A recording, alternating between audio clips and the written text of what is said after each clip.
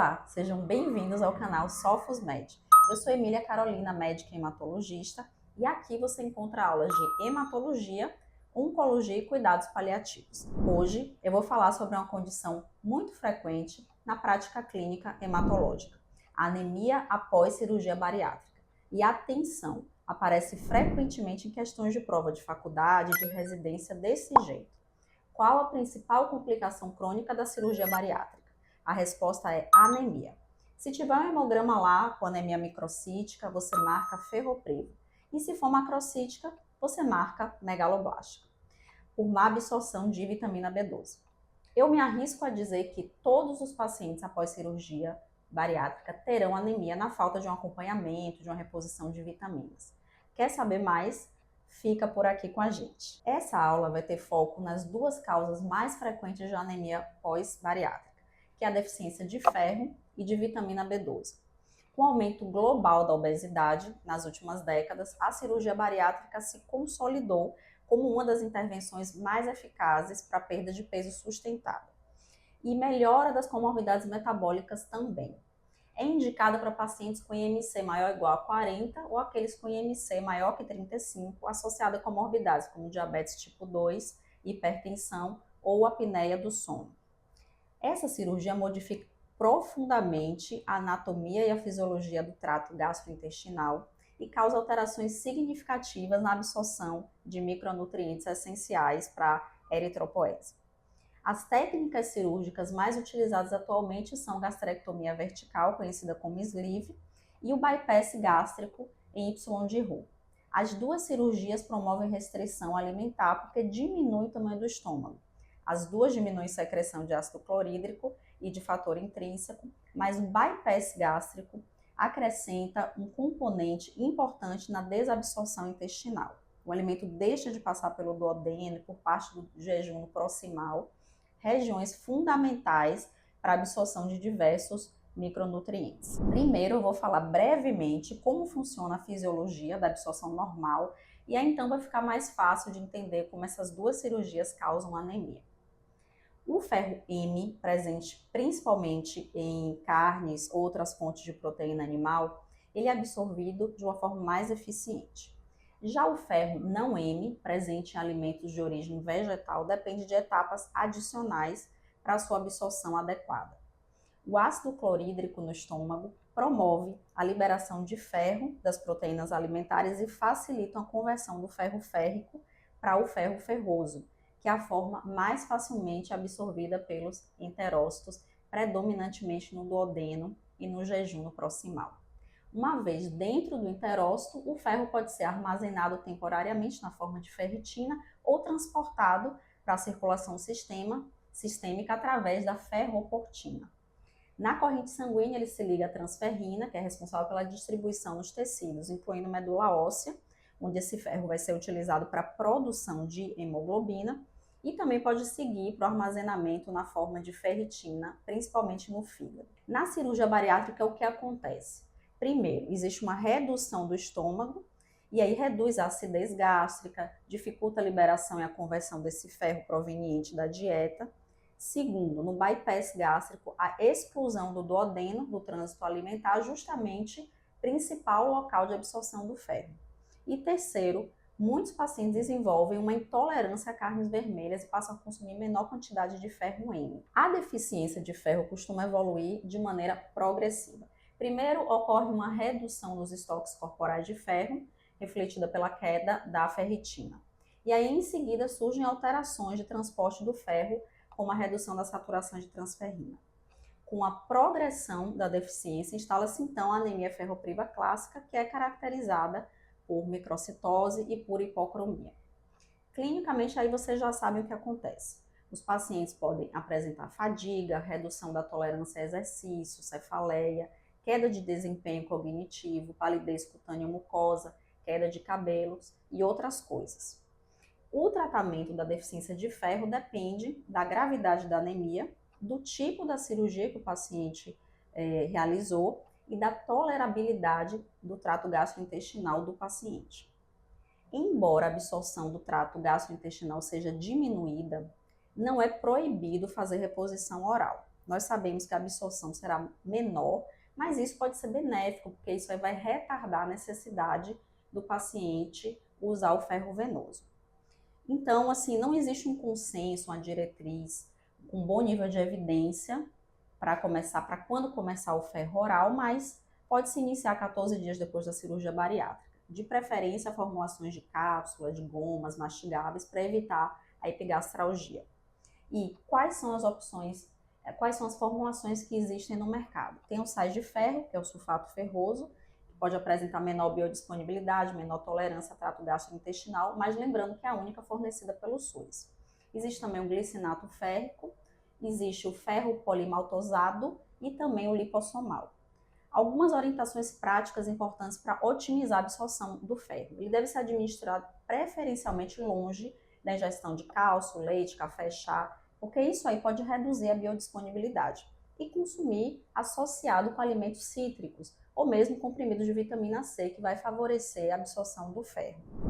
Entretanto, em pacientes submetidos ao bypass gástrico Y de Roux, ou aqueles que são intolerantes ao ferro oral, a reposição endovenosa torna-se uma estratégia necessária e bastante eficaz. As apresentações são hidróxido de ferro sacarato, temos também a carboximaltose férrica e a derisomaltose férrica. Não há uma frequência definida. São feitos exames periódicos para checar a necessidade do ferro. Não é seguro fazer sistematicamente sem dosar o ferro, pois aí há risco de acontecer o contrário, que é a sobrecarga de ferro.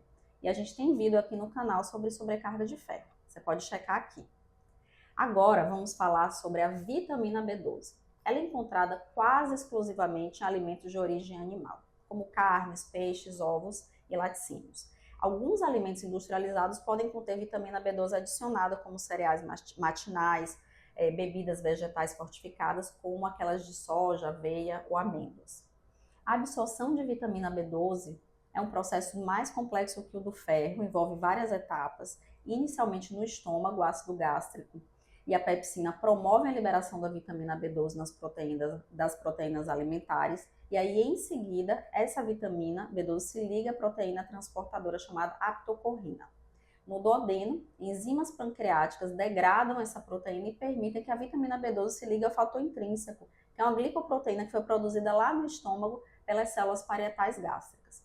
E aí forma-se o complexo entre vitamina B12 e fator intrínseco e ele vai ser absorvido lá no íleo terminal.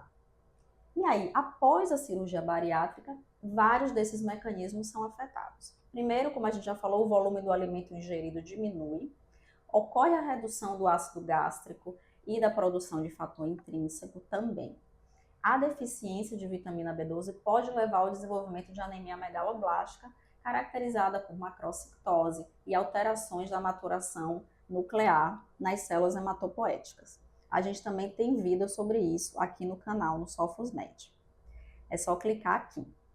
E importante, as manifestações clínicas não se limitam ao sistema hematológico. Do ponto de vista neurológico, os pacientes também podem desenvolver sintomas como parestesias, neuropatia periférica, alterações cognitivas, distúrbios da marcha.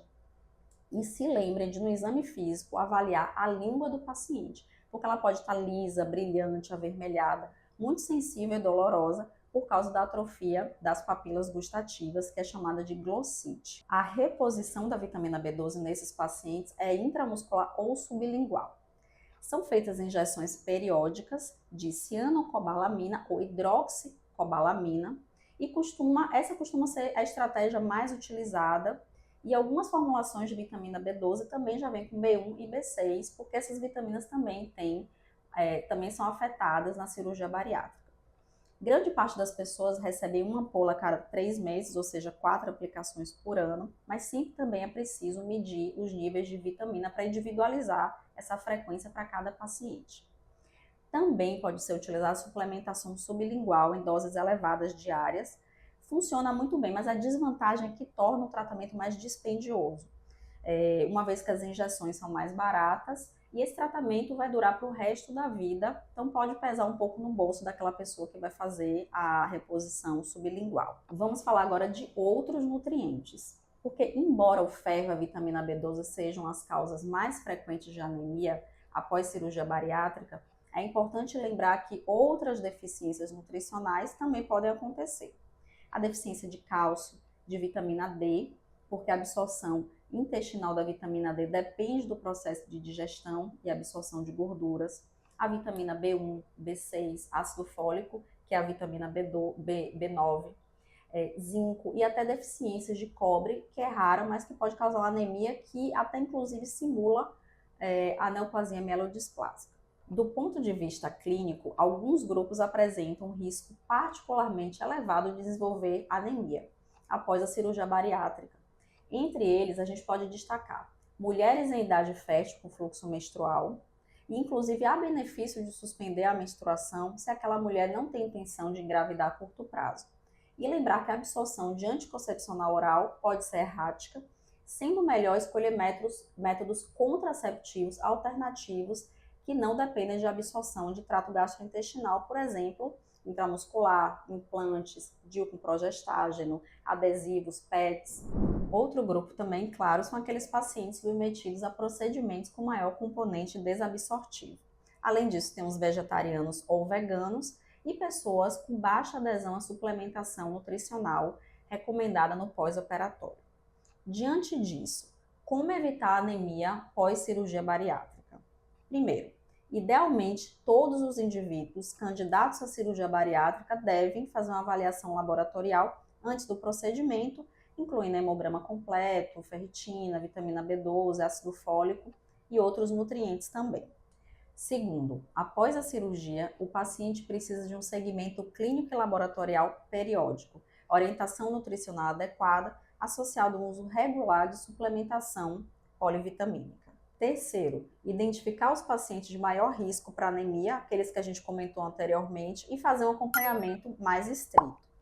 Bem, o reconhecimento precoce dessas deficiências e a reposição adequada dos micronutrientes são fundamentais para prevenir complicações hematológicas e neurológicas e garantir, assim, melhores desfechos para esses pacientes que foram submetidos à cirurgia bariátrica. Obrigada pela sua companhia. E como você viu por aqui, nosso canal tem muito mais assuntos para você aprender. Curte o vídeo e se inscreve no canal.